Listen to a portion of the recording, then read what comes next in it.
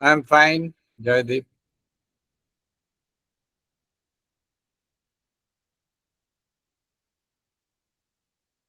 Unmute, please. Yes. So, good evening, everyone. Good morning to people who have been joining us across time zones, and a very, very warm welcome to this amazing session that we are hosting from the Heart Within this evening. We are in for a very, very valuable discussion as two wonderful books of poetry are going to be celebrated, going to be discussed. Whose relevance, whose continuing relevance is hopefully going to be elaborated upon today. And to introduce these two wonderful books of poetries, Hazar Rang Shaairi and Hazar Khwahishein by Anisur Rahman, selected, translated, edited in two very voluminous collections. We have a fine panel of discussants and readers. So without much ado, I would like to invite Professor Jaideep Sarangi to formally welcome the guests to the Heart Within. Over to you, Jaideep, sir. Thank you. It's a kind of opportunity for Heart Within. Really, we are honored and privileged to host this very unique books that Anishuji are selected, edited, and translated. Rang Rang Shaairi, Urdu-English Jugalbandi. I think this is one gharana of Indian traditional, say, and one dimension to look at Indian English poetry as well as a poetry from the land of myths and legend called India. So I think this gharana and trend is so refreshing, and it comes from within. I think this gharana has to be more and prolific these days, and to encourage the audience, to encourage the students, next generation to follow it up and on. I think the wonderful panel that we have to talk about for today is this very unique dimension of poetry featuring, ghazal. That is a gharana, will say. That's why India is so rich in diversity in different forms of forms within the parameter called poetry. Three brilliant panelists, and then we have Professor Hamid and Professor Ibrahim to read from the book. And why not? I'm really tempted. I can't waste my time to invite the panel, Ammar Aziz ji, Anisur Rahman ji, and Hasmani ji to talk on this genre, this brand, and I'll see the reception of it and how will it encourage the new writers and cultivate the spirit in new writers. It's not that writing is always very serious. Writing has to be close to heart. I think the one particular thing that we can attach with these writings are very close to heart, and they are they have a kind of in-group feeling. That means you can share it with your family, with your a larger family domain, and many people. So individual to more of collective form that we are talking about possibly. I'm really looking forward to this wonderful feast of ideas. Thank you all participants from different corners of India and different time zones. Thank you for joining from different continents and enriching Heart Within. Heart Within is committed for poetry. We will move things for better through poetry and different forms of poetry. Welcome, all of you. Thank you so much. Over to Bashu. Thank you very much, Jaideep sir. And we indeed are in for a very rich discussion this evening, especially because we are dealing with poetry from two different cultures. We are talking about translation. We are also talking about the unique way in which the ghazal has become a cosmopolitan poetic form. And Shadab will be joining us from the US. And already the ghazal in the US has made a very prominent place for itself via Aga Shahid Ali. We are aware of this. But how does, because most practitioners today, when they follow the norms of the ghazal, they do not there's a lot of experimentation going on. And how does this experimentation really stand today? What kind of honor or dishonor does it do to the form? And what intention does a very historical venture like this have? So these two books, they are a very interesting historical documentation of the development of the form and how the form lives in and how it moves, how it deflects from one language to another. So these are some of the very many questions that I think will be discussed today, as we have three wonderful people who are practitioners, translators, writers themselves. To begin the discussion, I think I would like to call upon Shadab Zeest Hashmi. And Shadab has been writing for several years now. She is an American poet of Pakistani origins. Her work moves about world history, cultures of encounter, aesthetics, the craft of poetry, and the life of the spirit. Besides two poetry collections, she has authored a volume of prose and poetry titled Ghazal Cosmopolitan, which has been praised as a marvelous interweaving of poetry, scholarship, literary criticism, and memoir. So we hope that Shada brings in all her practice in the form and all her inspiration for the form into the discussion today as she talks about these wonderful two books. So welcome, Shadab. Thank you for joining us, and over to you. Thank you, Bashu. Thank you, everybody. I am so privileged to be among you today. And these two books are just, I can't say enough good things about them.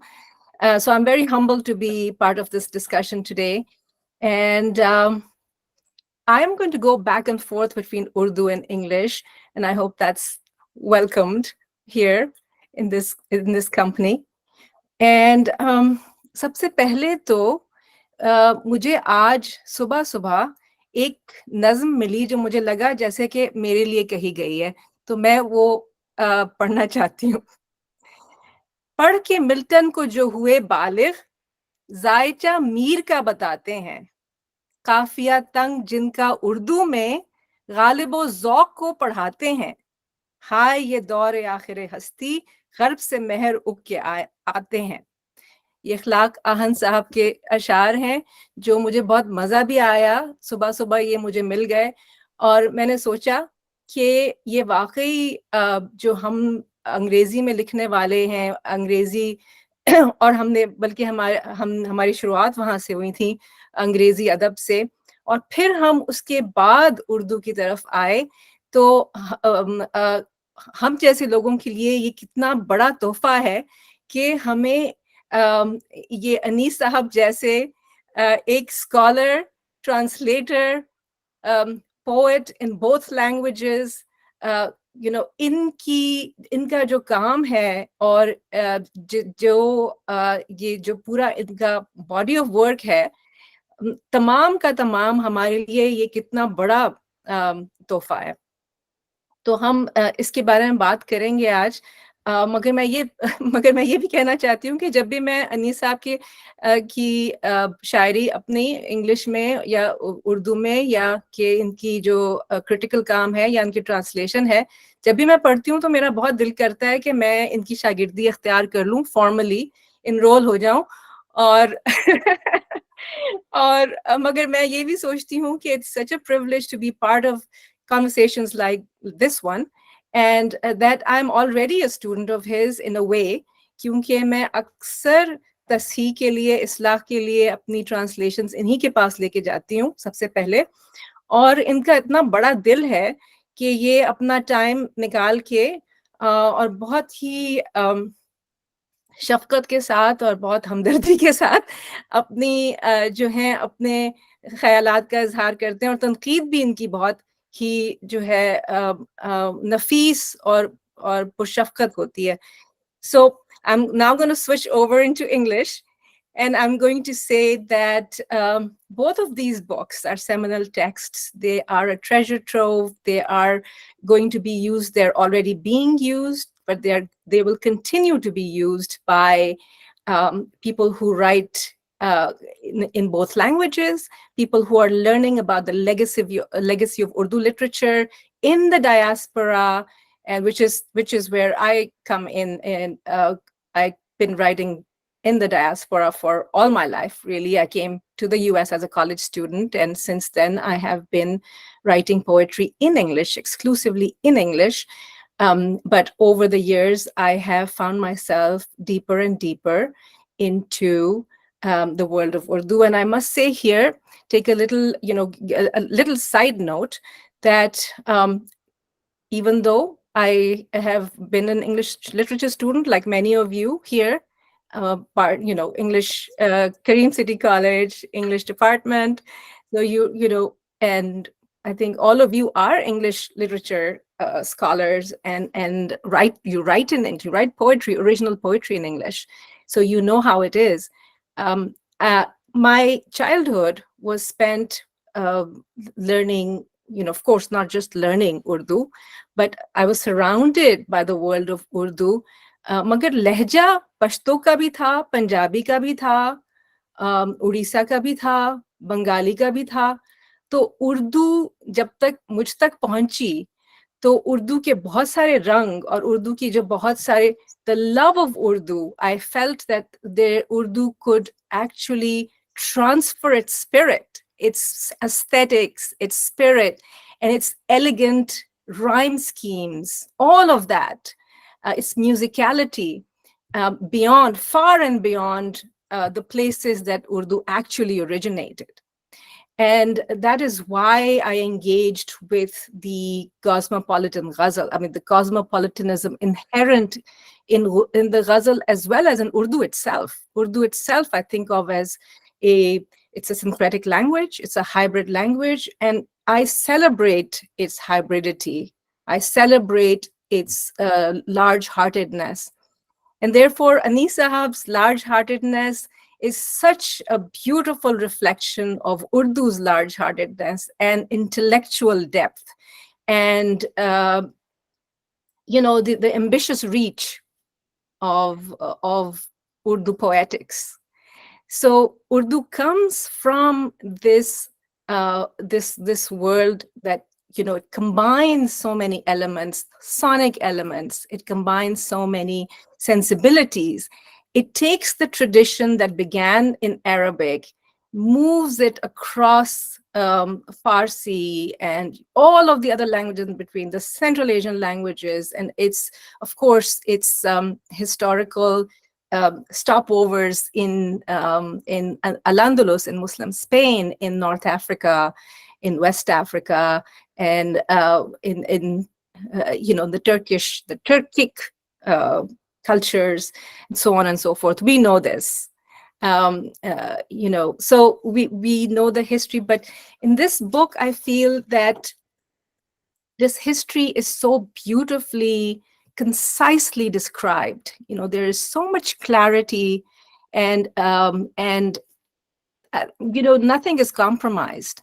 We get all the details. We get the details of the craft of the ghazal, how it changed, how it shifted, how it influenced many different cultures that it touched, it influenced, it changed, it transformed so many different cultures. And then as it transformed others, it also kept sort of redefining itself. It kept, breathing in a new spirit into itself as it moved into the modern times. So this is a story stretched over arguably 8 centuries, or very definitely 5 centuries. And Anis Sahab gives a very clear overview of the story of the ghazal in this book. And in his own translations, I'm going to be reciting some of his translations, because then you'll be able to see how he's able to capture the traditional sensibility, the older ghazals and their concerns, and their stylistic sort of expressions and so on. And then when he is translating the newest ones, the postmodernist, beyond modernism movements. So the poets who are writing in those other in that style, he is able to capture that in English very well also. So we're able to see not only through his critical work how the ghazal has been, how it has been refreshing itself over time, but also how it retains the essence. And this is where I come in.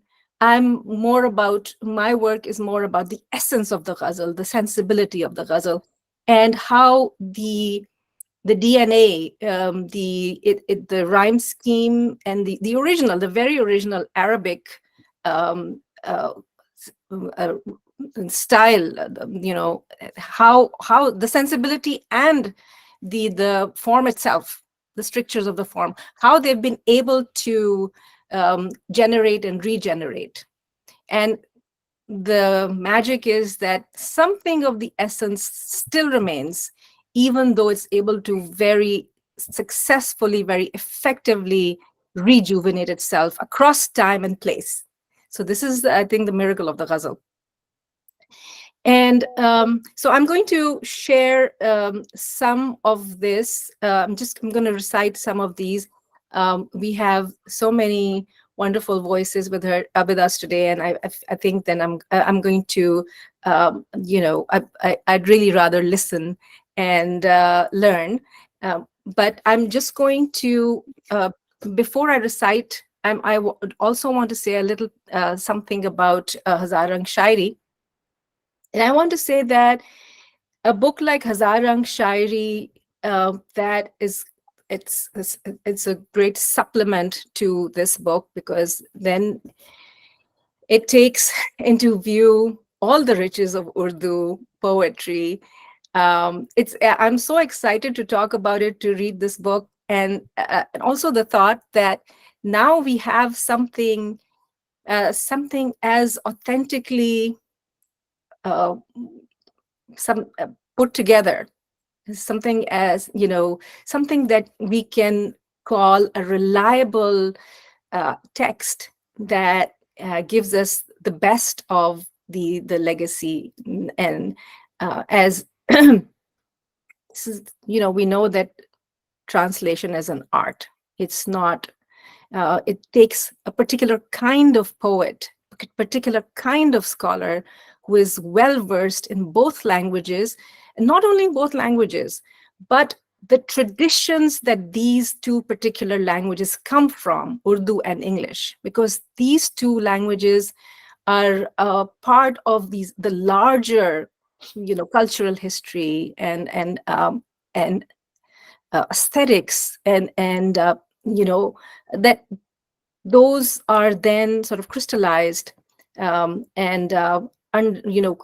Anisa makes us take sort of learn from how these traditions came down to us through Urdu and English, and then he's able to actually work, the way an artisan will work with material, like with clay or glass or fabric, and he's able to capture the poetry in Urdu, and it's not just as essences, and not just an essence, but also the tropes that are almost impossible to translate. So we have this model of excellence in translation in the form of these two books. So it was so joyful to read about not only the old Arabic and Persian traditions of Masnavi and Rubai and all of those other forms, but also Sehra and Geet and Qawwali and Paheli, and all of these other forms that are very much part of Urdu poetics. So we have the whole range of the highbrow culture, the court cultures, the poetic forms that are firmly rooted in the 1500-year-old tradition of Arabic poetry, and then on to Persian, and so on and so forth. But also the ones that are purely South Asian, and that are sort of in balance with the tradition. and that have moved us forward in as far as the South Asian Urdu poetry is concerned, or South Asian poetry in general, because of the influences, but how it's captured in Urdu and how Anisab has brought that to us in English. So, I mean, as you can see, there are leaps upon leaps upon leaps in this story. And it is, the beauty of it is the spirit of, to me, cosmopolitanism. There's a universal beauty that's captured. To me, the best that art can do. And Abasura, you said this very beautifully when you posted about this event. You said it very beautifully, that what is most meaningful about poetry, about any poetry, but about, especially about Urdu poetry. And then another layer, that Urdu poetry in essence and in craft, translated into English, is that it teaches us to fight divisiveness. It teaches us that takes us right to the heart of poetry. Every poet has the same heart, I think. And poets bring all the listeners, all the readers to their heart. This is the force of poetry. This is poetry's great power. And it is represented here in Anisab's work in the most satisfying intellectual manner, a very inspiring poetic manner. His selections are fabulous. His range, the poets that he has chosen in this book and also in Rang Rang Shaairi, the variety, and all the transformations, all the aesthetic leaps, all of the expressions are just something to treasure. So I'm going to end by there's so much to appreciate. I could go on and on, but I would like to stop here. I'm just going to end my part with reading two very different, you'll hear two very different flavors. One is myriad, and the other is Adil Mansoori. And I just wanted to share how wonderfully these two very different tones are captured by Anis Sahab. So I'm going to first read the Urdu and then the English, if I may. Yes, please go ahead, Shadab. Yes. So this, ये पहले मैं पढ़ूंगी मीर दर्द के चंद अशार और फिर उनकी translation. तोहमतें चंद अपने जिम्मे धर चले, जिस लिए आए थे सो हम कर चले. जिंदगी है या कोई तूफान है, हम तो इस जीने के हाथों मर चले. क्या हमें काम इन गुलों से ए सबा, एकदम आए इधर उधर चले. I put on myself many a blame before I left. I only did for what I came before I left. Is this a life or a rough storm I suffer? In life's term, I was life's claim before I left. Gentle breeze, what's my business with blossoms? I left in a flash as I came before I left. And the other one,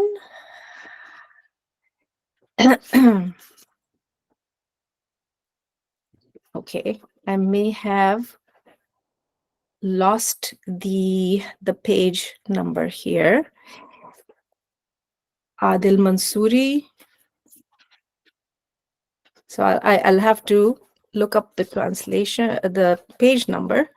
If while I'm reading Adil Mansoori in Urdu, if someone could, if you could just give me the page number. Adil Mansoori is 336, 336. Okay, 336. And serial number 48. Thank you so much.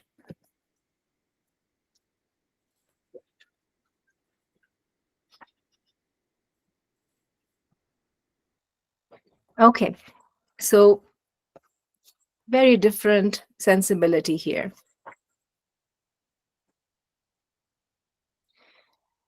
रुसवाई से अब बचा लो अलिफ, पतीले में रखकर उबालो अलिफ, कहीं तो किसी शय से टकराएगी, खलाओं में जाकर उछालो अलिफ.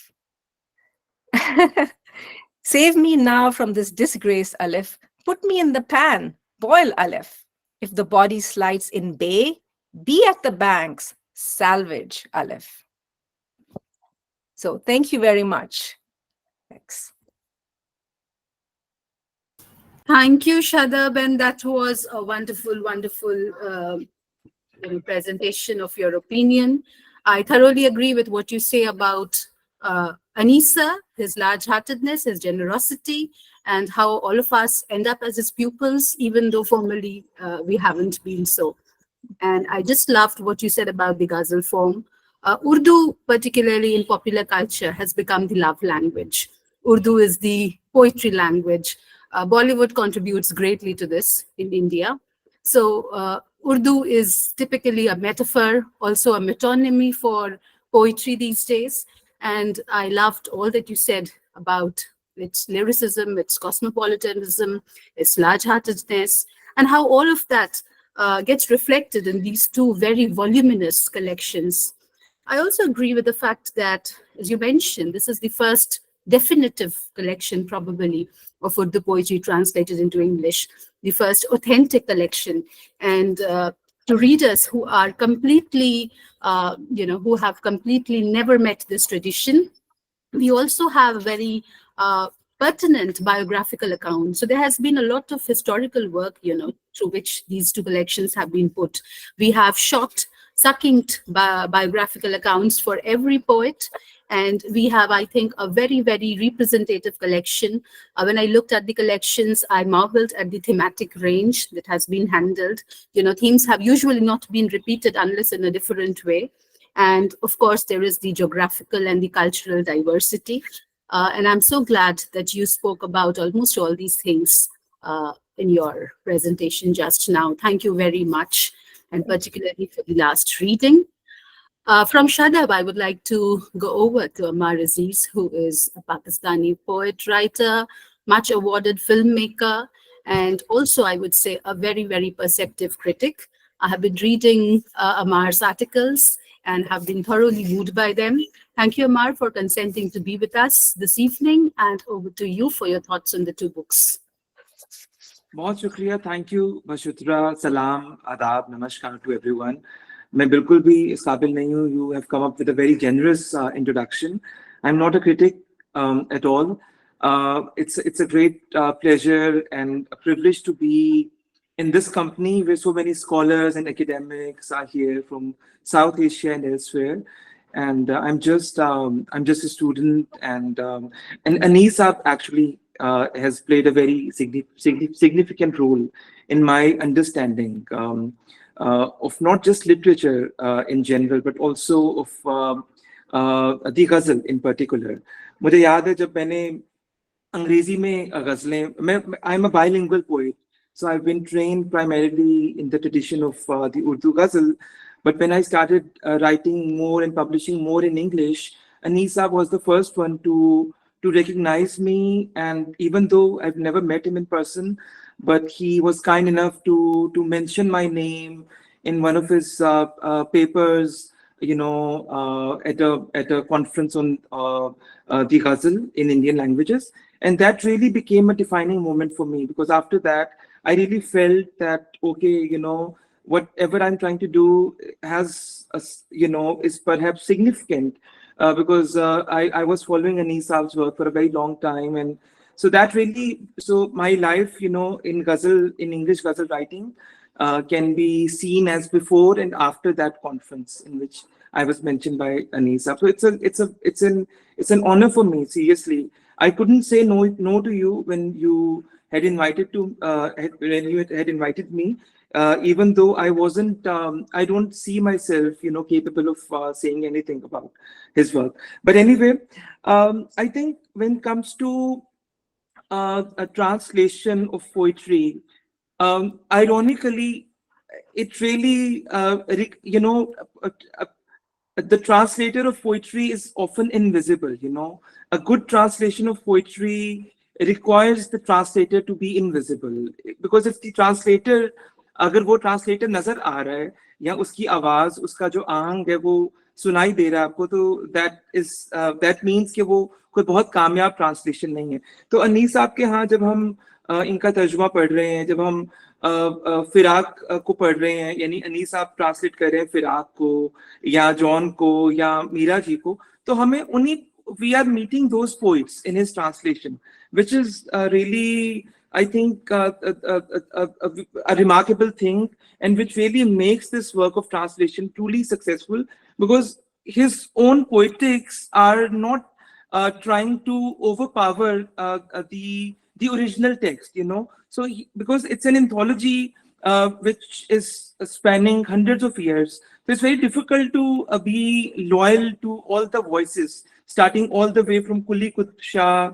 and concluding it with our modern poets, Sarwat Hussain and Zishan Sahil. बहुत मुश्किल काम है कि ये किस तरह से एक ट्रांसलेटर जो है वो उन सब तमाम आवाज़ों को जहन में रखते हुए इस तरह से ट्रांसलेट करे कि वो उसका अपना लहजा जो है, बिकॉज अनीस साहब जो है वो खुद भी बहुत अच्छे बायलिंगुअल पोइट हैं, उर्दू अंग्रेजी दोनों में इनका बहुत सारा काम है, तो वो उनकी अपनी, लेकिन एज अ ट्रांसलेटर उनको अपनी वो जो पोइट की अना है, वो जो ईगो है, उसको कहीं पसे मंजर पे रखना है, फिर ही वो कामयाब मुतरजम के तौर पे सामने आएंगे. तो ये एक बहुत ही जबरदस्त बात है, और ये किताब इसलिए भी बहुत अहम है क्योंकि इसमें जो मुख्तलिफ अदवार हैं, जिस तरह से इन्होंने इसको डिफरेंट पीरियड्स में डिवाइड किया है, ये पहले काम कभी हुआ नहीं है. So even though we have some examples of people, especially Western academics, trying to translate Ghalib and Mir and some other poets, but I think this is really a canon-making book, you know, Hazaron, Khwahishein, Aisi. And, you know, his introduction to the ghazal, its evolution in many languages, that is a remarkable piece of prose. This is enough to really familiarize anyone, you know, who is not familiar with the tradition of ghazal, to let them know about the rich history, you know, of the genre, its evolution. And I think Anis Saab has introduced and selected each poet very carefully. मतलब one can argue, जिस तरह मुझे लगता है कि जो इनकी दूसरी किताब है हजार रंग शायरी, उसमें जॉन को शामिल नहीं किया नज्म की शायर के तौर पे. तो मैं पूछना चाहता भी था कि जॉन एलिया जो है वो बहुत ही अच्छे नज्म को शायर भी हैं, लेकिन तो सिलेक्शन पे तो बात की जा सकती है. और इसमें जिस तरह इसमें उन्होंने बहुत सारे ऐसे शायर हैं जो शामिल किए हैं और शायद वो इतने वेल नोन नहीं है, लेकिन तो उसमें एक उनका सब्जेक्टिव जो सिलेक्शन है वो तो रहता ही है हर एंथोलॉजिस्ट का.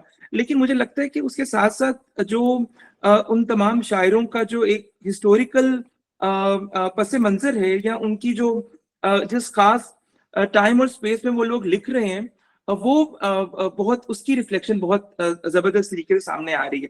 मिसाल के तौर पे जिस तरह इसमें कुछ ऐसे शायर हैं पाकिस्तान से जो कि शायद यहाँ पर उन पर बहुत ज्यादा काम नहीं हुआ, जिस तरह से शान साहिल हैं, आफ्ताब हुसैन हैं, who is a living poet, बहुत सारे लोग उनको नहीं जानते. मतलब इफ्तिखार आरिफ साहब को बहुत सारे लोग जानते हैं, Kishwar Naheed is a very well known poet. लेकिन ये बहुत जरूरी है कि एक एंथोलॉजिस्ट जो है वो सिलेक्शन करते हुए वो तमाम जनरेशंस को जहन में रखे, तमाम लहजों को जहन में रखे, तमाम मूवमेंट्स को जहन में रखे. खाली तरक्की पसंद शायर नहीं है इसमें, खाली रोमांटिक पोइट्स नहीं है, खाली सोशल रियलिस्ट नहीं है. तो ये जो पूरी सिलेक्शन है ना, उसके लिए इनकी अलग से दाद है. He should be appreciated for the selection. And for the translation, a lot has already been said.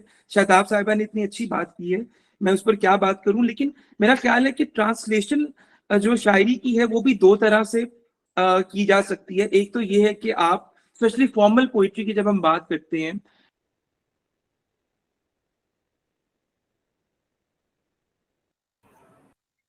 हमार अनम्यूट कर लें अपने आप. अभी हुआ अनम्यूट? ये म्यूट हुआ था, सॉरी. हाँ, ओके, जी just जी 1 minute, yes. जी. सॉरी, हाँ, मैं ये कह रहा था कि दो तरह से तर्जुमा किया जा सकता है ना शायरी का। या तो ये कि आप उसकी जो फॉर्मल इंट्रिकेसीज हैं उनको बिल्कुल ही आप कहीं पस मंजर पे ले जाए और सिर्फ मीनिंग को सामने लाना शुरू कर दें, या फिर आप उस फॉर्म का भी ख्याल रखें। तो अनीस साहब जहाँ जहाँ पे बहुत सारी गजलों में मेरा ख्याल है मेजोरिटी ट्रांसलेशन इनकी ऐसी है जिसमें वो उसकी फॉर्म को जिंदा रख रहे हैं, उसको रिक्रिएट कर रहे हैं, रिप्रोड्यूस कर रहे हैं, उसका एक तरह से दूसरा जन्म हो रहा है उस जबान में। और वो तमाम तर्जुमे जो है वो बहुत ही ज्यादा कामयाब हैं, और गजल को वो उसका सही मकाम तारीख में देने के लिए काफी है। मतलब गजल को सदियों पुरानी तारीख है, लेकिन आज तक उसका सही मकाम आलमी अदब में शायद इसलिए नहीं मिल सका क्योंकि वो ट्रांसलेटेबल मीडियम नहीं है। शायद वो बिकॉज गजल is primarily not translatable, it cannot be translated, so it has not been able to really find that space, you know, on the canvas of international literature. Lekin what Anis Saab is doing here is that he's actually coming up with translations that are as good as the original poems, you know. For example, and this is very difficult, this is not easy. ये बहादुर शाह जफर की का एक शेर, एक मतला मैं पढ़ता हूँ कि बात करनी मुझे मुश्किल कभी ऐसी तो ना थी, अब है जैसी तेरी महफिल कभी ऐसी तो ना थी। It was never so very hard to speak, but now your assembly was never so bleak, but now. So now, you know, he's not मतलब मीनिंग नहीं है, सिर्फ उसका जो रदीफो काफिया है, उसकी जो बहर है, उसको भी वो रिक्रिएट कर रहे हैं। और इससे पहले इस तरह से ट्रांसलेट गजल को जितना मैंने देखा है एटलीस्ट, वो इस तरह से उसको रिक्रिएट नहीं किया गया। एक दो और भी मिसालें मेरे सामने हैं, मैं थोड़ा जल्दी जल्दी बोल रहा हूँ क्योंकि लाइट किसी भी समय जा सकती है और मुझे लग रहा है कि बस 8 बजने वाले हैं। What time is it? 8:15 पे शायद ये डिस्कनेक्ट हो जाएगा, तो मैं थोड़ा सा I am trying to wrap it up. जिस तरह की जानिसार अख्तर साहब की ये गजल है कि फुर्सत कार फकत 4 घड़ी है यारो, ये ना सोचो कि अभी उम्र पड़ी है यारो, just a few moments for the deed O my friends, don't say life is long to succeed O my friends. तो इस तरह से मतला रिक्रिएट करना, मेरा तो ख्याल है कि ये पहले कभी हुआ नहीं है। और मैं बहुत सारी ट्रांसलेशंस देखी हैं गजल की, और उसको अलग तरह से हम देख सकते हैं किसी और कॉन्टेक्स्ट में। थोड़ी फ्री वर्स की तरफ ज्यादा वो उनकी है इंक्लिनेशन, लेकिन ये एक बहुत ही जबरदस्त काम है और इसके लिए बहुत सारी मुबारकबाद मैं देना चाहता हूँ डॉक्टर अनीसुर रहमान साहब को, और इनका बहुत शुक्रिया अदा करना चाहता हूँ कि ये काम इन्होंने किया है। और उम्मीद है कि ये काम जिसको इसका सही मुकाम है वो मिलेगा, और ये काम जो है आने वाले वक्तों में इस पे बहुत सारा काम किया जाएगा, इस पे बहुत सारा लिखा जाएगा, और ये एक मशल की तरह रोशनी बिखेरता रहेगा। बहुत शुक्रिया। Thank you very much, Ammar. That was a very, very enlightening discussion. And yes, we are very happy that you were threatened by the light, because that gave us a very, very pacey and power-packed performance. I thoroughly agree with you about the various subjective choices that a translator must make, that an editor must make primarily. So here, Anisur is taking up 2 roles together. So he is also editing, he is making a selection, and he's also translating. And he's also doing biographical work at the same time. So doing all these, donning all these 3 caps, while keeping the senses as a poet and the sensibility as a critic thoroughly active, is something which is not easy. And I think without much ado, I would like to invite at this point Professor Anisur Rahman himself to join the discussion. So Anisur, of course, needs no introduction. He's a bilingual poet, critic in English and Urdu, a translator, a poet also.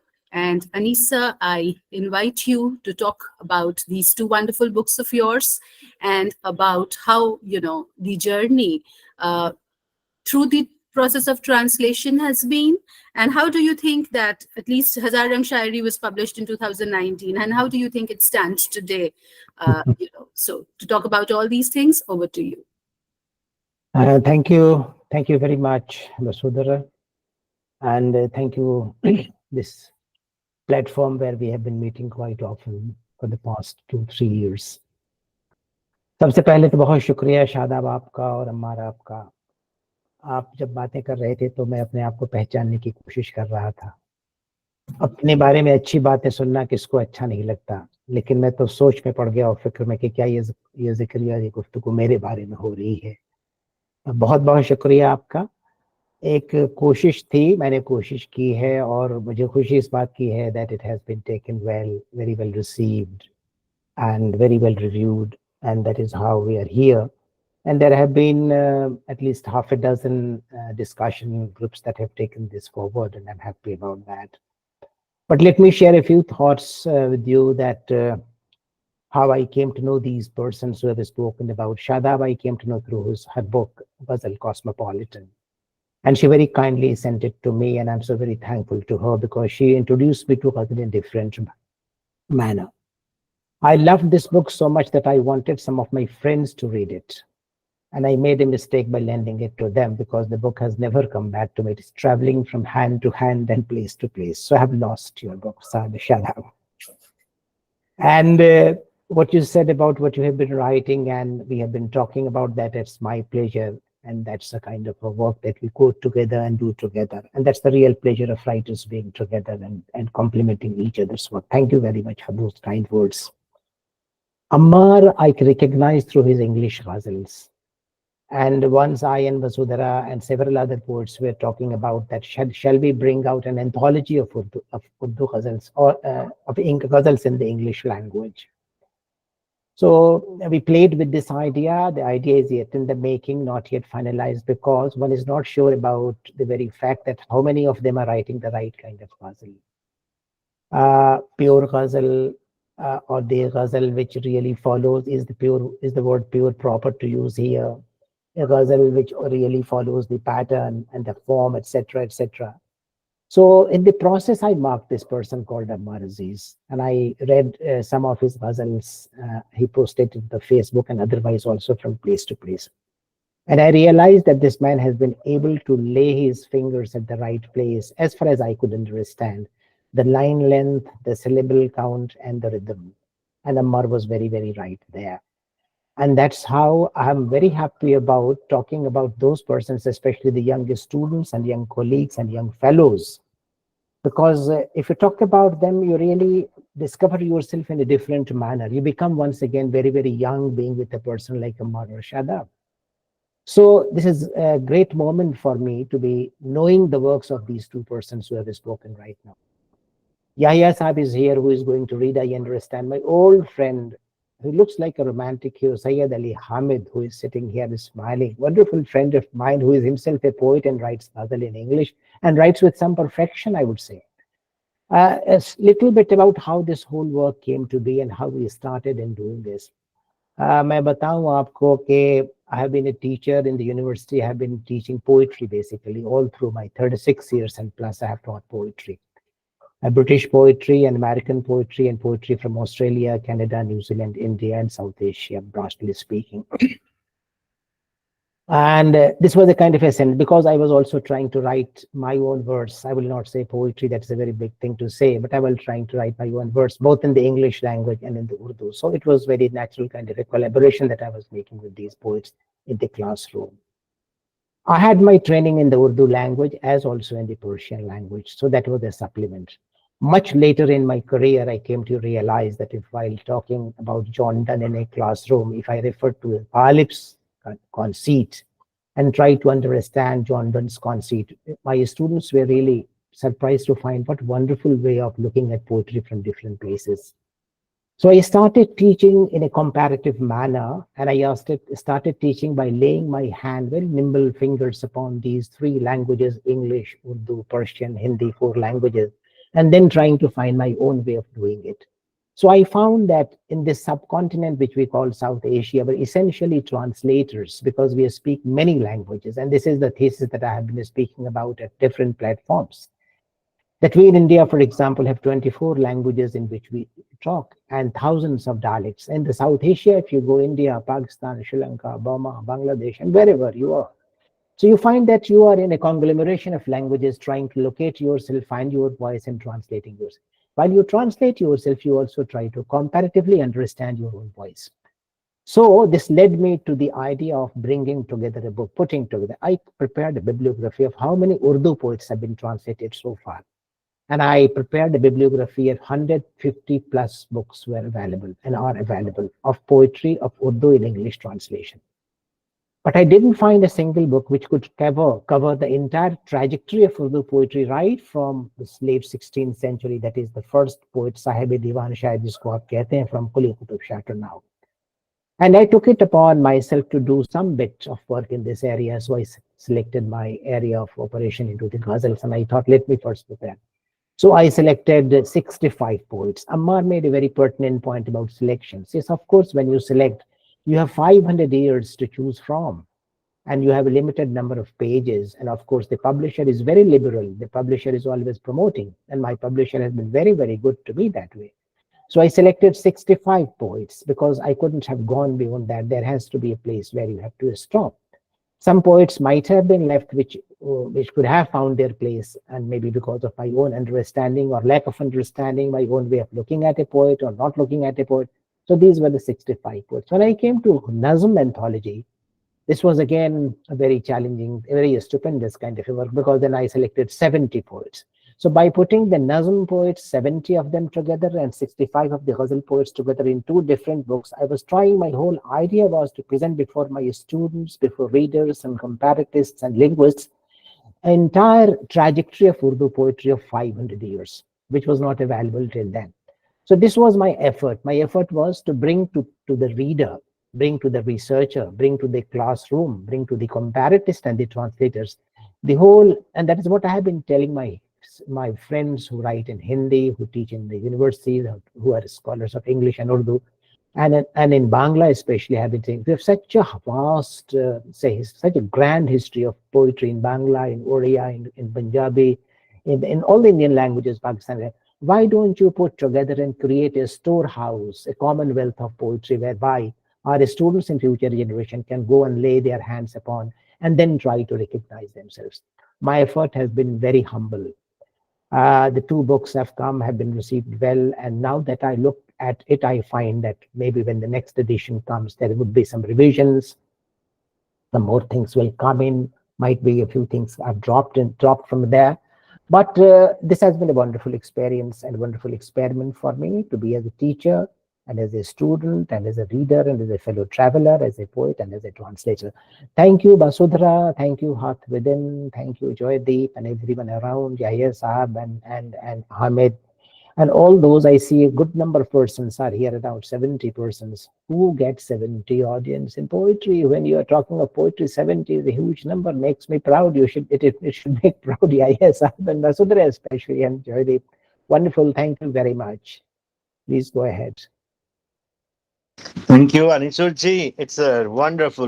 It's always learning from you, and the craft you mastered is really something very, very special. And translating that into another language is also very challenging.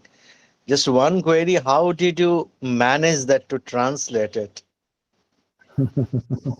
I don't know this. Because we have been involved in translation poetry, and translating poetry, I'll say, is the Himalayan task, isn't it? So how did you climb up the Himalayan? If you choose one, simple formula is this: if you choose one poet to translate, उसी के कमीज पहन के बैठिए आप. But when you are going to change, going to drop on another poet, you wait for a while, you reform yourself, enter into him or her, and then try to translate. So gap देना बहुत जरूरी है, because you read, for example, like an actor studies the character which he is going to shoot for, and you cannot act too many roles at one time. So my first idea is, that is why these two books took very long to complete, because if I was doing poet A, I did this, and then I was living the life of that poet, creative life of that poet. Then I stopped for a month or two, recast myself in another poet. So from poet to poet, I went. In the revision, this was not the process. In the revision, I went on with some kind of steady progress. But you must break while translating. Even if you are translating one poet, you must break. But if you are translating too many voices, the break is a must. If you don't break, then your voice is all the time a very level voice, and that doesn't matter. Shadab made a very pertinent point, and Ammar also. that this variation in tone and tenor and this variation in the voice that you are, because you are recreating your own voice through the poet, and how far that poet is in your voice or you are in the poet's voice. So that is the distinction one needs to make. So stop for a while, don't drive rash, and change your gears as per the road demands. In translation, automatic driving doesn't help. There is no automatic driving, and the gears must be changed from place to place, and leave your car in the neutral for some time. You will be able to recognize your text better. Very important advices. Very important advices. Thank you so much. Thank you so much. Thank you. Thank you very much, Anisa. And with these wonderful ideas of yours in place, I think we will move over to the reading from the book. And I would like to begin by inviting Professor Syed Ali Hamid, who's joining us all the way from Almora. And Professor Hamid, as Sir pointed out, is a poet. He has been an academician, a critic, and a poet. And he would be reading nazms from Hazar Rang Shaairi. And I hope that he follows it up with a couple of his own ghazals too. So over to you, Hamid, sir, and welcome. Thank you very much for being with us. You have to unmute. You have to unmute. Am I audible now? Yes, yes, you are. Thank you very much. And a very good evening to Professor Sarangi, Basudra, Yahiya Saab, Ammar, and Anisur Rahman Saab, Professor Rahman. And good morning to Shadab Sahiba. अभी जो discussion मैंने ये दो किताबें जो हैं ये बहुत ही एक लैंडमार्क इसको हम लोग मानेंगे कम से कम उर्दू पोइट्री के ट्रांसलेशन में.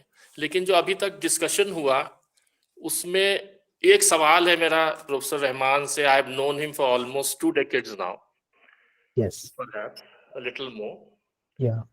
पहली चीज तो ये कि हम लोग एक बहुत इम्पोर्टेंट शख्सियत का जिक्र करना भूल गए और वो है आगा शाहिद अली. अगर हम इंग्लिश गजल की बात करते हैं तो we cannot ignore Agha Shahid Ali because it was the first time that he pointed out that people were not writing real ghazals in English, and he invited so many American poets, I believe 107 or 106 poets, to write real ghazals in English, which included, the formal components of the ghazal like matla, makhtar, radif, qafiya, etc.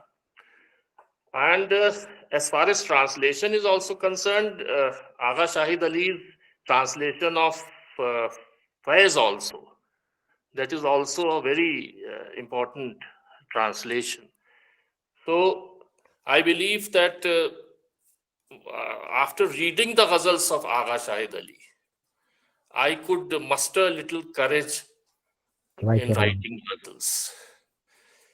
और एक चीज रहमान साहब, professor Rahman से मैं आप पूछना चाह रहा हूँ कि ये जो आपने सिलेक्शन किया है इसमें because I am not very familiar with the Urdu canonical tradition, इसमें कोई ऐसे पोएट्स भी हैं जो कैनोनिकल ना हो, जिनको वो जो कैनन बनाते हैं, लिटरेरी कैनन, जितने शरीफ लोग मिलके उनकी नजर में अभी तक ना आए.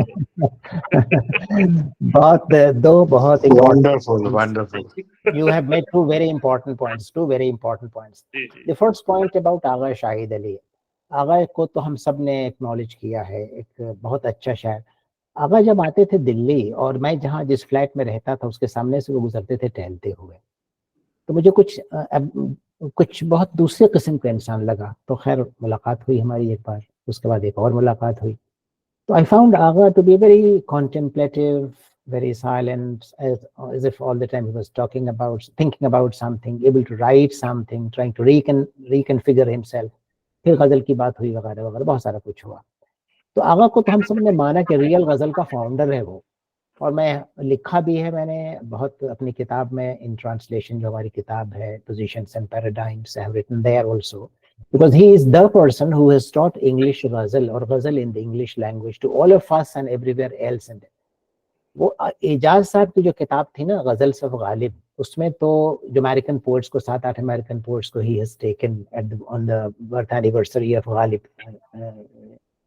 So those are experimental ghazals, which are not ghazals at all, even though Adrian Rich is there, one of the foremost American poets, and wonderful poems, of course, but they are not ghazals. Shahid taught it. और ये किताब जो उनकी है, Ravishing Disunities, available नहीं थी. So I'm very thankful to our senior colleague and friend, Keki Daruwala, who gave me that book. And that is how I could lay my hands upon this and see and research and look into deeper as how Agha was trying to English. लेकिन हमेशा मैं जो काम कर रहा था उसमें आगा कोई शायद मेरे तो काम ट्रांसलेशन का था, चूज किया था मैंने लोगों को. तो आगा हमारे बैकग्राउंड पे रहे to tell me how to go ahead and how to configure your how to reconfigure the images that some poet was trying to write about in the ghazal or in the शेर. दूसरा सवाल जो बहुत अहम है कि canonical cannon का जो तक सवाल है, जो ओल्ड कैनन है 16th, 17th, 18th, 19th century तक का कैनन तो डिफाइंड है. But at the same time, the canon of the modern times is not well defined. ये बहुत कुछ डिपेंड करता है यहाँ पे. अम्मार ने एक बात बहुत अच्छी कही कि मैंने I chose John for the ghazal anthology. I didn't choose John for the nazm anthology. बात तो बिल्कुल मुनासिब है. मुझसे कई साहब ने यहाँ पे इंटरव्यूज इस किताब के सिलसिले में जब हुए, many places and many people talked to me about some of the omissions that you have omitted this, this and this. And my simple answer was that, which didn't please many people, but I still hold on to that answer, that there is a difference between good poetry and popular poetry. I was after good poetry and I was not after popular poetry. So ये किताब serious मामला है ये, और उसमें ये ऐन मुमकिन है, हमारा हो सकता है सही हो, लेकिन मुझे लगा कि John was a better to me, he appealed to me better as a ghazal poet rather than a nazm poet. That is why. But John, to tell you the truth, was not there. It didn't figure at all in my book in the first stage. जब मैंने selection किए थे तो John नहीं थे उसके अंदर. Because I was trying to understand कि John है किस तरह का आदमी, भाई कौन सी शायरी ये लिख रहा है, क्या कर रहा है, कौन सी बात करता रहता है, ये तो नहीं. फिर बहुत देर में समझ में आया कि नहीं, इसको रखना जरूरी है. This person cannot be ignored, cannot be left out of the anthology. So the canon of the new is very difficult. Ammar referred to one particular poet जो canon का हिस्सा भी नहीं है, लेकिन शायद हो जाएगा, Aftab. Aftab is a wonderful poet, and he is a professor of comparative literature in Austria. And there are many poets. Zeest, such a wonderful voice. Apart from that, there are many. For example, ghazloं में अगर आप लीजिए तो सरवत हुसैन का तो जवाब ही नहीं. Sarwat Hussain, who threw himself before a running train, his son is now writing wonderful poetry. Salman is doing wonderful poetry and writing that. So, इस तरह की anthology, the kind of one that I have done and many others are doing, we are in the process of creating that canon of Islam. हो सकता है कि हमारी छोटी सी किसी कोशिश से कोई canon modern का ज़माने का बन जाए, और उसमें हो सकता है इस canon बहुत सारे लोग figure ना करें, but canon is created in time. How did T.S. Eliot define what is a classic? और classic का जो definition है तो classical और canon होते होते बहुत वक्त गुजर जाता है, और हो सकता है some people will get out of the whole business, but others might come into it. This was my very simple way of probably, I don't know if I have been able to answer your question, but that's how I'd like to respond. Thank you, Professor. आपके सवाल माफी चाहती हूँ हामिद साहब, मैं सिर्फ ये कहना चाहती थी कि आपका जो कमेंट था आगा शाहिद अली के बारे में, मैं सिर्फ इतना कहना चाहती थी कि जब मैंने लिखना शुरू किया था, आगा शाहिद अली जिस जगह पढ़ाते थे वहाँ मैं स्टूडेंट थी, मगर unfortunately he passed away before I became a student there, but fortunately my mentors and my teachers were colleagues of his, and they urged me, actually it came from their side, they urged me to write the ghazal in English, knowing that Urdu is my mother tongue. And so it's very much part of my story, very much part of Ghazal Cosmopolitan, and the craft essays that I have written about the ghazal in English, they are actually based on ravishing disunities, because एक तीसरी चीज जो आती है, एक तो हमारी उर्दू की गजल की पूरी ट्रेडिशन है जो कि ऑफ कोर्स उर्दू से बाहर भी है, फिर एक उर्दू की बहुत बड़ी रिच ट्रेडिशन है, मगर जब इंग्लिश में आई और जब आगा शाहिद अली के हाथ में आई इंग्लिश में यूएस में, उस वक्त भी 40 साल तो गुजर चुके थे, 60s में बल्कि या 30 साल तो गुजर चुके थे, तो 90s में उन्होंने गजल को फॉर्मल उसकी जो कंस्ट्रेंट्स के साथ पेश किया यूएसए में, और उससे पहले आपको जैसे आप मालूम है एजाज अहमद की किताब की जो ऑफर थी, और जो सब अमेरिकन पोएट्स ने लिखा उसके बारे में। तो जब मैंने शुरू किया तो मेरा ओरिजिनली कोई मूड नहीं था इंग्लिश में गजल लिखने का क्योंकि मुझे उर्दू की गजल का बहुत अच्छी तरह से, it's part of our, you know, I mean it's we get it through osmosis as we are growing up in South Asia. We know it too well to even dare to try to transfer that same sensibility into English. मगर जहाँ तक इस चीज की बात आती है कि क्राफ्ट एलिमेंट्स हैं, उसके जो फॉर्मल स्ट्रक्चर, उसकी जो कंस्ट्रेंट्स हैं, और उसकी कंस्ट्रेंट्स के जानते हुए और अच्छी तरह से आपको उसकी जो कंस्ट्रेंट्स जैसे कि वो ऑपरेट करती हैं उर्दू में और इंग्लिश में, एक ऐसी पोएम बनाना जो कि गजल भी हो और वो उनको ओबे भी करे उन सब कंस्ट्रेंट्स को, और उसके अलावा वो इंग्लिश में भी एक ऐसी पोएम हो जो कि यहाँ पर की सेंसिबिलिटी के साथ साथ जो है वो सराही जा सके, जो समझी जा सके, जिसकी जो ट्रोप्स, जो गजल की जो अपनी जो जिसको एक अमेरिकन पोएट जो कि टर्की में पढ़ाते हैं, उन्होंने कहा अदा। मुझे ये बात बड़ी अच्छी लगी कि गजल की एक अदा है। अब वो एक अदा जो है, अब आप लफ्ज अदा भी इंग्लिश में ट्रांसलेट करेंगे तो बहुत ही ऑकवर्ड सी ट्रांसलेशन आएगी। तो कहने का मेरा मकसद ये है कि वो जो आगा शाहिद अली का काम भी जब उन्होंने इंग्लिश में अमेरिका में करना शुरू किया गजल में, उस वक्त भी एक एवोल्यूशन हो चुकी थी और उन्होंने उस चीज की तस्हीह की, उसको जो इस्टेब्लिश किया यूएस में, उन्होंने he was the first to establish it. फिर in the wider Anglosphere, we basically received something in the form of ravishing disunities, an anthology, an essay, and his own sort of, you know, definition of all the things, all the elements that must be part of the composition of a ghazal if we are going to call the poem a ghazal. Right. मुझसे कहा गया कि मैं एक नज्म पढ़ना चाहूँगा professor Rahman की, और उसके बाद 2 गज़ल अपनी अर्ज करूँगा। तो ये नज्म ऐसी है जो जिसको हम बचपन से सुनते चले आए हैं, और फिल्म हकीकत एक आई थिंक 64 में बनी थी, उसमें ये नज्म जो है कैफी आजमी की, ये उसमें इंक्लूडेड थी। मैं ये सोचकर उसके दर से उठा था पशेमानी। तो मैं पहले उर्दू की जल्दी जल्दी पढ़ देता हूँ। मैं ये सोचकर उसके दर से, everybody must be knowing this नज्म, मैं ये सोचकर उसके दर से उठा था कि वो रोक लेगी, मना लेगी मुझको, हवाओं में लहराता आता था दामन, कि दामन पकड़कर बिठा लेगी मुझको, कदम ऐसे अंदाज से उठ रहे थे कि आवाज देकर बुला लेगी मुझको, मगर उसने रोका,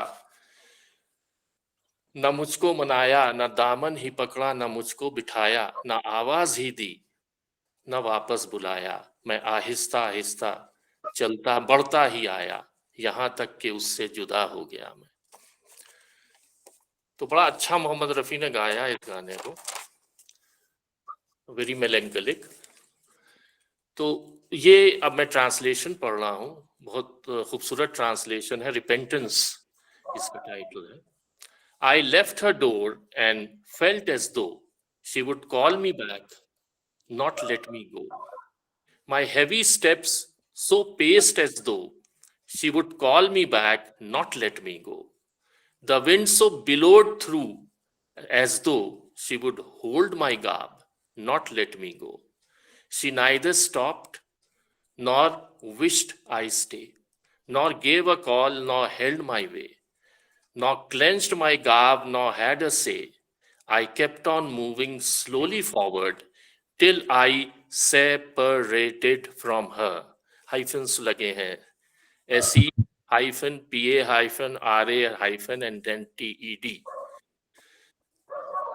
तो ये बहुत ही खूबसूरत ट्रांसलेशन है और मुझे पूरा यकीन है कि प्रोफेसर रहमान एक बहुत उम्दा स्कॉलर और दोनों भाषाओं के, दोनों जुबानों के बहुत अच्छे जानकार हैं। मैं उनको पर्सनली इतने अरसे से जानता हूँ और ये किताब एक लैंडमार्क है, होगी क्या, ऑलरेडी है, ये उसका पूरा मुझे यकीन है। दो गजलें, एक बिल्कुल ताजा गजल है। मैं इससे पहले मैं एक छोटी सी बात आपसे कहना चाहूंगा, अगर आप इजाजत दें तो, कि मैंने पहली गजल लिखी तो रदीफ काफिया दोनों था उसमें। उसके बाद मैंने काफिया नहीं लिया बाकी गजलों में। तो मैंने एक दिन टेलीफोन लगाया अपने एक पुराने दोस्त जो प्रोफेसर ऑफ उर्दू रिटायर हुए हैं, नाम नहीं लूंगा उनका। तो मैंने कहा हुजूर क्या मैं गजल लिख सकता हूँ बिना रदीफ के अंग्रेजी में?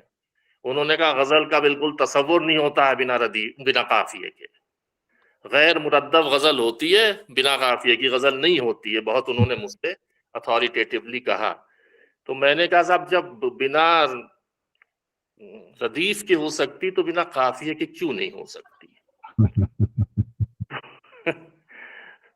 अब ये you may frown at me और whatever, but this is how I have written my ghazal.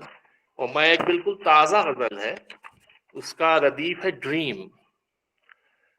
और इससे पहले कि मैं शुरू करूं, एक गालिब का शेर है गैब गैब जिसको समझते हैं हम शहूद, है ख्वाब में हनूज जो जागे हैं।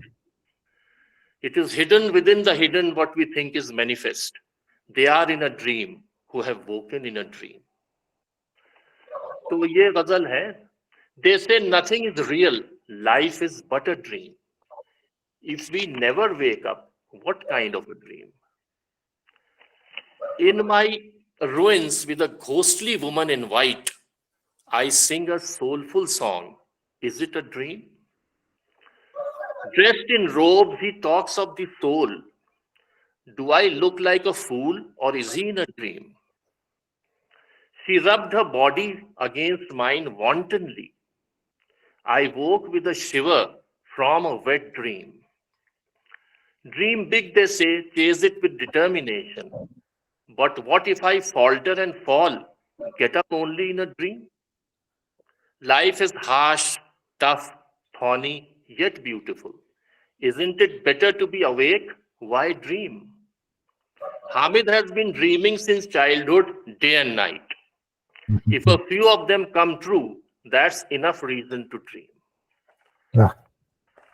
दूसरी गजल है, इसमें मैंने एक गुस्ताखी की है कि आगा शाहिद अली का रदीफ लिया है मैंने। उनकी बड़ी मशहूर गजल है कॉल मी स्माइल टुनाइट, और वो किताब का नाम भी है उनका, एक गजल का जो कलेक्शन है, कॉल मी स्माइल टुनाइट।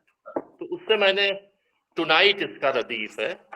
और पहला जो इसका जो मतला है वो विमेन्स फ्रीडम पे है। She will roam the city streets alone tonight. She doesn't need the comfort of his arms tonight. In the hills, मैं पहाड़ में रहता हूँ. In the hills, the monsoon downpour is frightening. The sound of falling boulders keeps him awake tonight. The raindrops form beads on her curly hair. Will she let him make love to her tonight? Restlessness, ennui, existential angst for too long. Restlessness, ennui, existential angst for too long. Will he finally become a sannyasi tonight? Melt in the darkness, dissolve in a slippery cave. Maybe he needs a farm fatal tonight. At daytime, he remains rational, positive, daring, but dark longings will reach a crescendo tonight. मख्ता पेश खिदमत है। Hamid walks, meets people, lectures during the day. But at night he writes poetry, including tonight. Wonderful. Very well. Good. Very well. Thank you so much for giving me this opportunity. Especially thanks to Professor Jaideep Sarangi, my friend, and Basudra. Thank you so much, and Thank you for very much, Hamid sir. Thank you very much. Tonight use करने की गुस्ताखी हमने भी की है. बहुत ही tempting है. How not to बहुत use it tempting if है. you are trying to write a ghazal. Thank you very much for sharing these two poems with us. And from Professor Syed Ali Hamid, we move over to Professor S.M. Yahiya Ibrahim, who is the head of the Department of English, Karim City College, Jamshedpur, a writer, critic, and thank you very much, Yahiya sir, for consenting to join us today and to read from Hazar Khwahishein Aisi. So over to Yahiya sir for his reading. Thank you so very much. Audible हूँ? जी. Yeah. Yes. सब लोगों को आदाब, good evening, और Shadab ma'am को good morning, अस्सलाम वालेकुम, नमस्कार. The ring master has given me 10 minutes, but I will violate. Because once you are sitting in the hospice of literature and the murshid is right in front of you, फिर हद अदब मुकर्रर नहीं होगी यहाँ पे, और मैं कुछ आज़ादियाँ लूँगा इंशाल्लाह. So सबसे पहले तो इस exclamation के साथ I would like to begin with an exclamation, Anis sir, that hats off to you that you are translating ghazals in English, maintaining the meter, the qafiya and the radif and everything. There in Pakistan, I have a very favorite poet of mine, Sami Ejaz. She's writing continuously. She's a very famous Pakistani poet. And then I asked her, I solicited her permission to translate a few ghazals. And she exclaims, उन्होंने बहुत ताज्जुब किया, कैसे कर पाओगे, ghazal कैसे translate कर पाओगे? तो sir, hats off to you कि आप जिस तरीके से ghazalon को translate कर रहे हैं, करते हैं, और जिस अंदाज में आपने काफिया और अदीफ मेंटेन किया है, that is certainly a big thing. Hats off to you again, sir, because you are transferring the rich legacy and the rich heritage of Urdu poetry to the English walas. This is a great service. I don't know what kind of stature and what kind of a status your translation will gain in the English reading public in the West. I don't know about that. But I am very sure that you are doing a great service to the nation, to the culture of this nation, and also to the language, to the tehzeeb of Urdu, that you are translating it and making it known to the English world. So it is a great service, sir. I would like to recite a few ghazals, or rather 2-3 ghazals from Hazaron Khwahishein Aisi. But before that, I would like to take up 2 stanzas. Allow me to take 2 stanzas from that Nazm translation, Rang Rang Shaairi. 2 stanzas by Ibn Insha and the translation by Anisur. सब माया है, सब ढलती फिरती छाया है, इस इश्क में हमने जो खोया जो पाया है, जो तुमने कहा है फैज ने जो फरमाया है, सब माया है. And Anisur's translation goes like this: it's all maya, it is all passing shadows. Whatever I found or lost in love and life, whatever you uttered, whatever faiz granted, is all maya. And the second stanza is: मालूम हमें सब कैस मियाँ का किस्सा भी, मालूम हमें सब कैस मियाँ का किस्सा भी, सब एक से हैं ये रांझा भी ये इंशा भी, फरहाद भी जो एक नहर सी खोद के लाया है, सब माया है. And the translation is this: I know all about Qais, that innocent wild lover. They are all the same, that Ranjha or this Insha. Even Farhad digging the ground for a canal is all Maya. So this was Ibn Insha, translated by Anisur. The ghazal which I am trying to begin with may surprise you, because it is neither from Mir nor from Ghalib. We all know that Anisur is a big fan of Ghalib and Mir. But the ghazal I have taken, the first ghazal that I have taken, is from Mushafi.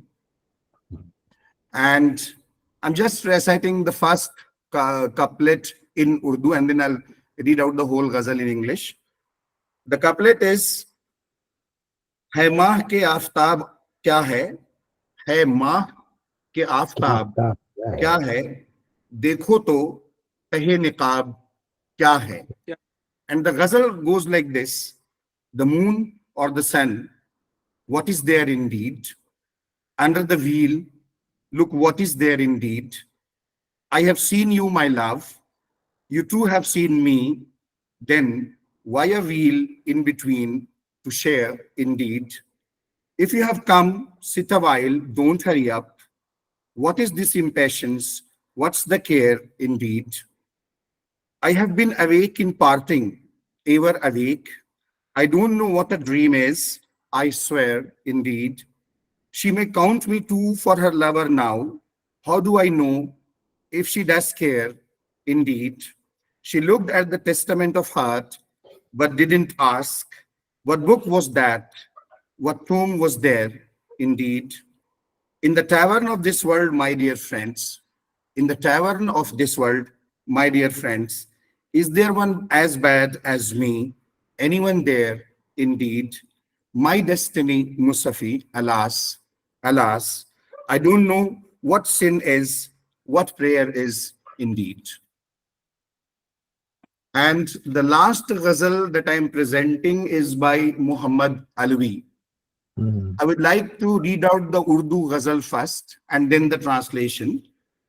Muhammad Alwi's ghazal in Urdu goes like this: घर ने अपना होश संभाला दिन निकला, घर ने अपना होश संभाला दिन निकला, खिड़की में भर गया उजाला दिन निकला, लाल गुलाबी हुआ उफक का दरवाजा, लाल गुलाबी हुआ उफक का दरवाजा, टूट गया सूरज का ताला दिन निकला, पेड़ों पर चुप रहने वाली रात गई, पेड़ों पर चुप रहने वाली रात गई, शाख शाख पे बोलने वाला दिन निकला, नए नए मंजर आंखों में फैल गए, नए नए मंजर आंखों में फैल गए, खुला कोई रंगीन रिसाला दिन निकला, आंखें खोलो ख्वाब समेटो, आंखें खोलो ख्वाब समेटो जागो भी, आंखें खोलो ख्वाब समेटो जागो भी, अलवी प्यारे देखो साला दिन निकला. And the ghazal and the translation of Anisur is like this: to its senses came the abode, appeared the day. To its senses came the abode, appeared the day. Then the sleeping windows glowed, appeared the day. Red and pink turned the threshold of the horizon. Red and pink turned the threshold of the horizon. Breaking its lock, the sun showed, appeared the day. Perching silent on the trees, the night met its end. Perching silent on the trees, the night met its end. The swinging boughs, the bird rode, appeared the day. New landscapes showed up bright before the eyes. New landscapes showed up bright before the eyes. A lively sight then bestowed, appeared the day. Open your eyes, fold your dreams.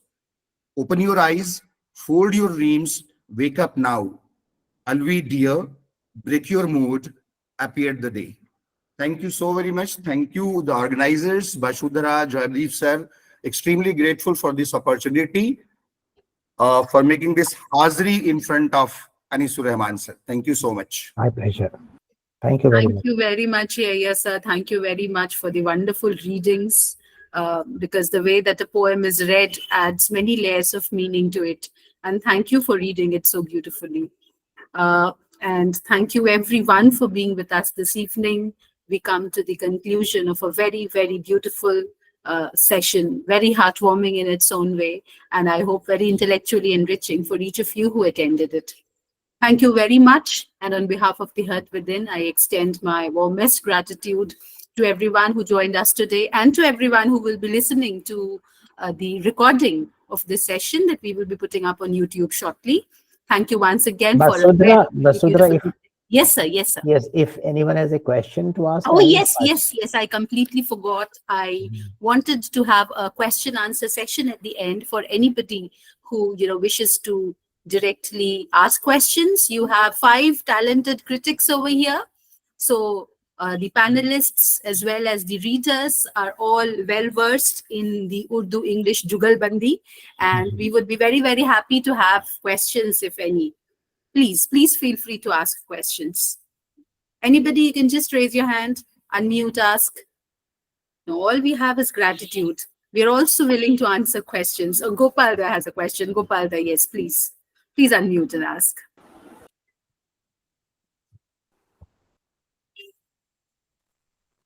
Well, I don't have any question, but I will request Anisur ji if he read one of the English ghazal which he must have written, not the translation.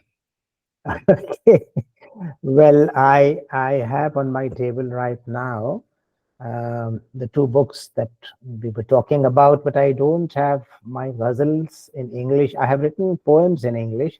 Poems are there, but ghazals, one, I'm not as brave as Shadab to have written a ghazal in English. I haven't done that. Yeah. Foolhardy is more the Not word. at all. Not at all. But Ammar writes very well. You write so wonderfully well. One really wonders. Basudra has been writing wonderful ghazals. Yeah, I think about और ये Shadab ji, if you have. Hamid साहब तो उर्दू का मजा भी ले आते हैं अंग्रेजी के गजल में, तो ये एक अलग कमाल है. So wonderful people are coming around, but Gopal, I haven't really done that. So I'm sorry about that. But I hope that you will write someday. Yes, I will. अभी तो हम उर्दू में गजलें लिख रहे हैं जो मैंने अभी किसी को सुनाई नहीं है, बहुत सी हैं, especially during the COVID days, and revisiting. Aisha also seems to have a question. Aisha Yes. Munira Rashid has raised her hand. And Aisha, we would be ever so delighted if you could unmute and ask your question. So this is, hello everyone. It was indeed a very good session. Sorry for joining a bit late. This question is to Professor Anisur Rahman and others too, definitely, Professor Hamid too. Please tell me, as poets of English ghazal, how do you imagine English ghazal being rendered into music, since Urdu ghazals are rendered to music, and they are the renditions are actually what we imagine ghazals as, basically that part. How have you ever thought of having your ghazals rendered by any famous classical singer, ghazal singer, and can it be done? Will there be any kind of time lag in the matter of meters and Radif Kafia that can be handled, but music needs a particular Yeah. rhythm. Yes, Aisha, Thank you difficult so much. question. Yeah, Aisha, difficult question to answer for sure. But I can say one thing, even before a ghazal is sung, it's sung by the poet who is composing it. He already sings or she already sings that ghazal. But it becomes a guy, ki Ammar knows it better than I do, or most of us do here, because he also is very much close. Music is in him and he is in music so much. So, गजल लिखने के पहले आप उसको render कर चुके होते हैं. गजल जब आप लिख रहे होते हैं, दरअसल आप गजल गायकी में ही होते हैं उस जमाने में, उस वक्त में, उस मोमेंट में. But it is the Mehdi Hasan that comes later, or someone else who comes later with his साज और साजिंदों के साथ आके उसको ढालते हैं, तो एक नया फॉर्म हो जाता है. But I haven't, this hasn't really happened, the singing hasn't happened. Ghazal Gayaki in English hasn't yet started the way it has been there for a long time in English, and is a Qawwali tradition also. Of course, in Qawwali tradition, what is happening, that the ghazal को बहुत तोड़ मरोड़ देते हैं. एक शेर को सुनाने के पहले और बीच में वो दूसरी चीजें बहुत सुनाते हैं, तो गजल आप भूल जाते हैं. तो एक सिलसिले से गाना तो एक अलग चीज है. But the way it's being done in English, and it has started now. People have started singing. I can't give you the real examples and exact examples, but people have been trying. It's a different incarnation altogether. It's a different incarnation. The music instruments are entirely different. The rhythm and the rhyme of that ghazal is entirely different. So how they are doing it, it's a very interesting question to see how a particular linguistic variety transfers itself into a musical variety, and how this translation really takes place, and where there are lags in this translation from one music or one kind of music to another kind of. But surely, Aisha, this is a wonderful question you have come across, and I was not thinking about it, that probably Shadab will try to say something here, or Ammar maybe. जी, मैं बिल्कुल आपसे agree करती हूँ. ये tradition अभी जो है ये शुरू नहीं एज सच, मगर चूंकि मैं यहाँ जब मैं पढ़ाती हूँ गजल, तो मैं हमेशा ये कहती हूँ कि गजल जो है एक परफॉर्मेंस आर्ट भी है. तो जब हम when we are presenting our ghazal poems in English, I like to encourage the audience to act as if they're a mushaira audience. तो एक चीज तो ये है कि जो ऑडियंस, दूसरी म्यूजिक के बारे में ये है कि दो आपको मिलेंगे यूट्यूब पे, जो कि मेरे poet friends, a couple of my poet friends sang the ghazal in English. One of them is an American poet who sang it to the guitar. He composed the ghazal to the guitar.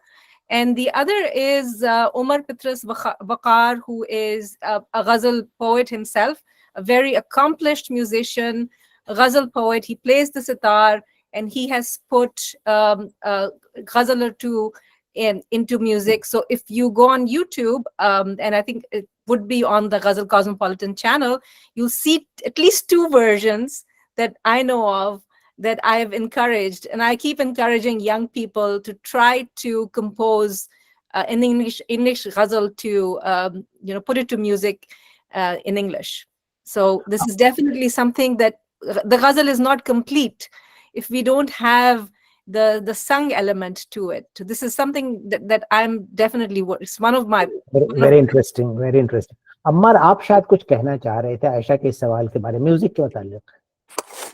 साथ के साथ कि वो ये था कि गजल गायकी की जो हमारे यहाँ ट्रेडिशन रही है और है, वो जाहिर है हिंदुस्तानी क्लासिकल मौसीकी पे बेस करती है। मतलब जितनी ज्यादा पंजाब में भी जो गजल गाई गई और गाई जा रही है, वो रागों पे, रागनियों पर, और बाकी जो हिंदुस्तानी क्लासिकल मौसीकी की जो एस्थेटिक्स है उन पे बेस करती है। अब सवाल ये पैदा होता है कि जब आप अंग्रेजी में गजल गा रहे हैं या किसी भी और जबान में, तो क्या म्यूजिकल जॉनरा वो यही रहेगी? ऐसा नहीं है। अगर आप फर्ज कीजिए कि इंग्लिश गजल को आप जैज के किसी फ्रेमवर्क में कंपोज करके गा सकते हैं या किसी और वेस्टर्न उस फ्रेमवर्क में, तो वो it doesn't have to mimic the Indian classical music tradition of ghazal singing, because even if it's a ghazal, it's a different musical genre. Even though I must add कि हमारे जो बहुत ही अच्छे हिंदुस्तान के नॉवलिस्ट हैं और म्यूजिशियन हैं अमित चौधरी साहब ने कुछ ऐसी पोएम्स कंपोज की हैं, they are not ghazals, they are his original English poems that he has composed based on ragas. So it's not it's something that you should check out, Miss Aisha. Amit Chaudhary का एक वो है सरस्वती, उनका एक गीत है जो उनकी अपनी अंग्रेजी की नज्म को उन्होंने राग सरस्वती पर बेस करके कंपोज किया, तो वो भी किया जा रहा है। लेकिन मेरा ख्याल है कि गजल अगर गाई जाएगी या गाई जानी चाहिए, तो उसको वो यहाँ का जो मेलोडिक स्ट्रक्चर है उसको मिमिक ना करे, बल्कि वो जिस भी जॉनरा में कंपोज की जा रही है वो उसी को फॉलो करे, तो फिर ही वो ऑथेंटिक साउंड करेगी। मैं कुछ कहना चाह रहा था। एक बहुत साल पहले मैंने एक 30-40 साल पहले एक रिसर्च पेपर पढ़ा था प्रोफेसर आइजैक सिक्वेरा का, द मिस्टीक ऑफ द मुशायरा। हाँ, बहुत वंडरफुल, बहुत अच्छा। हाँ, बहुत खूबसूरत आर्टिकल था। और उसमें उन्होंने कहा था कि जो रैपो बनता है ऑडियंस और शायर के बीच में उर्दू मुशायरे में, वो किसी और भाषा के पोएटिक रेंडरिंग्स में नहीं बनता। तो जो अभी अम्मार साहब से मैं एग्री करता हूं कि अगर गजल गाई जाएगी तो हारमोनियम, सारंगी और सितार के साथ या तबले के साथ नहीं गाई जाएगी गालिबन। वो जो उसका जो इंग्लिश, और दूसरी बात यह है कि इंग्लिश स्ट्रेस टाइम लैंग्वेज है, ये भी एक प्रॉब्लम है। हम लोग हिंदी या उर्दू मेरे ख्याल से सिलेबल टाइम्ड है, तो उसके अलग मीटर का मेट्रिकल कंपोनेंट्स हैं। अंग्रेजी में तो आज तक हमारी 38 साल मैंने पढ़ाया यूनिवर्सिटी में, आज तक समझ में नहीं आया कि ये है क्या चक्कर सिलेबल्स का, I must confess. The curfew bell tolls the knell of parting day, वही हम उसी को स्कैन करते रहे, पूरी जिंदगी गुजर गई। तो ये अगर मुझे लगता है गाई जा सकती है, तो ये उस तरह से नहीं गाई जा सकती जैसे गजल गाई जाती है। तो कोई वाह नहीं करने वाला होता है इसमें, ये जैसे वेस्टर्न ट्रेडिशन है उस तरह से गिटार पे गालिबन या रॉक में या जैज में उस तरह से गाई जा सकती हो, तो गाई जाएगी। इस तरह से मुश्किल लगता है मुझे। जी, जो हमारी पश्तो में भी गजल लिखी जा रही है, सिराइकी में भी गजल लिखी जा रही है, वो गजल की जो पोएटिक स्ट्रक्चर है उस पर कॉम्प्रोमाइज नहीं किया जा रहा, उस पर लेकिन जब वो जी गाई जाती है तो वो अपनी जो लोकल असनाफ है मौसीकी की उनके बिल्कुल मुताबिक बिल्कुल, ये बिल्कुल, I agree with you, I totally agree. जी जी जी बिल्कुल ठीक So है। it हादिया can, लेके नहीं बैठ सकते आप गजल गाने अंग्रेजी। yeah, of course. But we can also come up with some kind of fusion music for ghazal, jazz तो combined with Indian classical. We can have some kind of fusion jamming. Yes, That may that's help. yeah. The musician I mentioned, Omar Pitras Bakar, he knows the ghazal very well as a poetic form as well because he's a poet himself. But also he has a whole range of musical sort of instruments that musical genres and styles he plays in, and he plays it to the sitar as a little bit like a tehtul loves, और जिस तरह के उसमें music भी है और थोड़ा सा वो एक तरह के वो फ्यूजन इस तरह से है कि he uses the vocal sort of element as as a kind of a textured element as well. So absolutely people are beginning to make those experiments here in the US, and I'm sure people will do it because diaspora में जब गजल गई है तो या आई है I should say, it is absolutely becoming part of all the different all the different fine arts that the ghazal is associated with in the original. But it will happen slowly, as Anis Saab said originally, like the canon, how things take time when they go from classic to canon, building of a canon, and this absolutely the musical rendition of the ghazal form is absolutely part of that whole universe of the ghazal that we know of on all the languages, in Farsi and Urdu and in all the South Asian languages. So it's bound to happen in English. It will happen.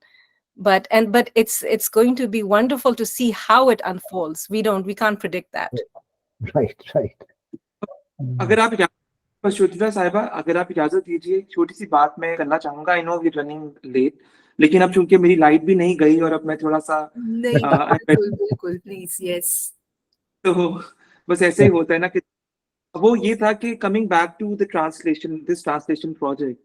अब मुझे लगता है कि अनीस साहब ने क्योंकि अनीस साहब की मादरी जबान उर्दू है और अंग्रेजी के वो प्रोफेसर हैं और अंग्रेजी में उनका इतने सालों का तिहाइयों का काम है, तो जब वो ट्रांसलेट कर रहे हैं तो वो डीकॉलोनाइज भी कर रहे हैं उस ट्रांसलेशन के प्रोसेस को। इससे पहले जिस तरह अनीस साहब ने खुद ही मेंशन किया हुआ है अपने इंट्रोडक्शन में, बहुत सारे लोगों का नाम, कुछ ऑस्ट्रेलियन पोइट्स को भी, कुछ अमेरिकन पोइट्स को भी, जिन्होंने इतनी ज्यादा लिबर्टीज ली। हालांकि उनका गजल उनको विरसे में नहीं मिली थी।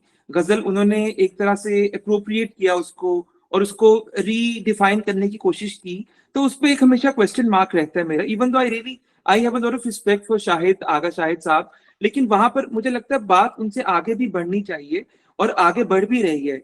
मतलब अब हमारे जो यहाँ पर जिस तरह से गजल इंग्लिश में लिखी जा रही है और लिखी जाएगी, उम्मीद है वो कहीं ना कहीं हम एक नई उसकी जो पॉसिबिलिटीज है उसको हम छू रहे हैं। तो अनीस साहब की जो ट्रांसलेशन है वो मेरी नजर में ट्रांसलेशन नहीं है सिर्फ, वो एक तरह से री इनकारनेशन भी है उस ओरिजिनल टेक्स्ट की। तो जो हामिद साहब ने इनसे फरमाइश की थी या गोपाल साहब ने कि गजल पढ़िए, और इन्होंने कहा मैं गजल नहीं लिखता इंग्लिश में, वो जो इन्होंने ये ट्रांसलेशन की है ये इंग्लिश गजल, ये इतनी ही मतलब जितनी वो शायर की है उतनी ही इनकी भी है। मतलब ये ऐसा नहीं है कि बस इन्होंने एक ये कोई लूजली निट वर्सेस नहीं है। So he has sort of recreated them in English, and these are independent English ghazals. So these are based on those Urdu ghazals. But ये सिर्फ ट्रांसलेशन से बढ़कर मैं इनको मानता हूँ। लेकिन बात ये कि ये सारा अमल जो है, बिकॉज इनकी ये जबान है उर्दू और ये उसको इनके पास ज्यादा अथॉरिटी है उसको चेंज करने की, उसको चैलेंज करने की, उन नोशंस को जो वेस्टर्न नोशंस है, खासतौर पे अमेरिका में तो बहुत ज्यादा मजाक किया गया है गजल के साथ। सारा जो MFA कल्चर है जो गजल को दे really there is a fetish for ghazal, लेकिन वो जो उसकी रियल अंडरस्टैंडिंग है वो कहीं ना कहीं हमें नजर आती है कि वो उतनी नहीं है। तो बस इसी के साथ मैं इजाजत चाहता हूँ और एक छोटा सा रिस्पॉन्स इस पे है बासु, जस्ट छोटा सा रिस्पॉन्स है। अमर, हुआ ये कि I was Shastri fellow at the university of Alberta in Canada, And I happened to meet there a poet, a very well-known poet. He's a performance poet called Douglas Barber. So I happened to lay my hands upon his anthology in the library, which is called Song Book. और मुझसे देखा, मैं तो बहुत हैरत में रह गया कि उसमें दो दो लाइनें थी, दो दो सत्र की, शेर की तरह से. I asked Douglas, do you know of something called ghazal? But no idea. What's this? हमने कहा, you have already done that, my dear. You are not aware of what it is. You have already written that. Then I explained to him what is a ghazal.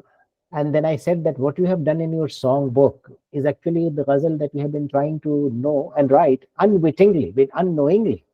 Then what happens, very interestingly, a year later, he sent me a manuscript called Breath Takes. And these are wonderful ghazals there.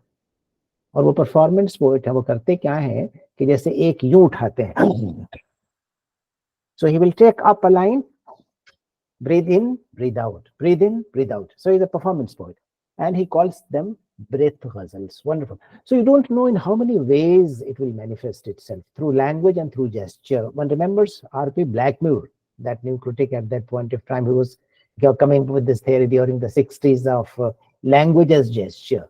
So gesture plays a significant role in ghazal, which gesture is not seen, but you can imagine that happening. The music is heard and you can imagine that being performed. So it's a very mysterious kind of a form that we are engaging with and trying to do that. That's beautifully said.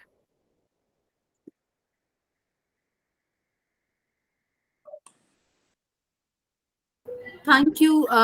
Elizabeth K. Mona had a question, I suppose.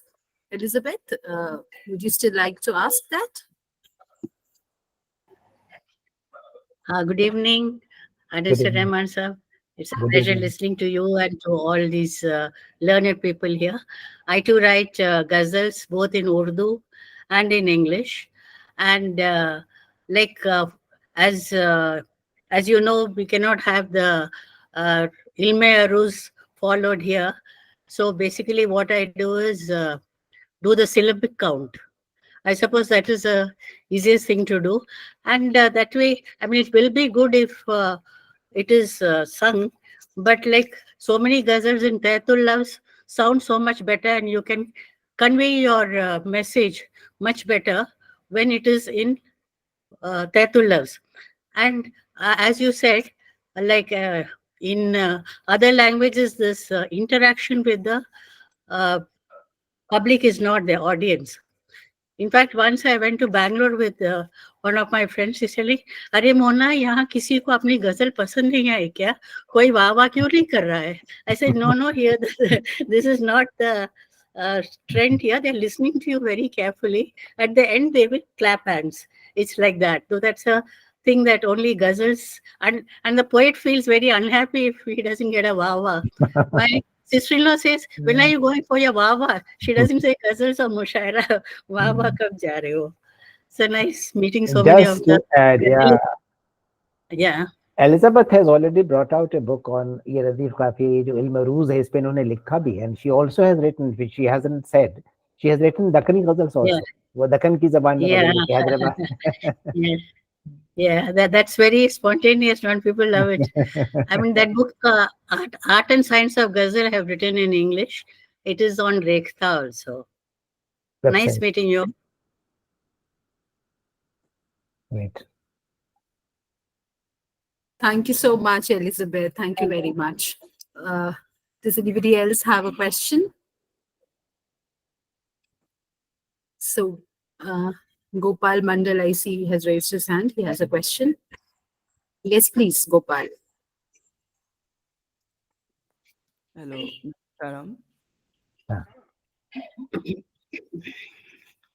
Am I audible? Yes. Yes.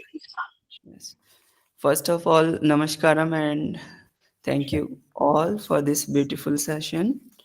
And my question is, who are not familiar with Urdu language or Urdu poetry, which texts or books can be studied in order to understand Urdu poetry, if especially Urdu ghazals, and what are the basic things one can do in this regard so that he or she can able to understand it better?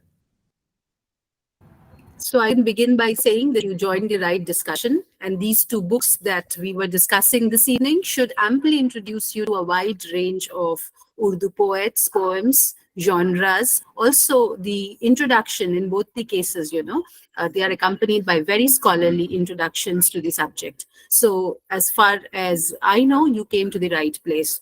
And Anisa may have some further suggestions for you. Just to add that I would suggest that you learn the language also. It's very easy to learn.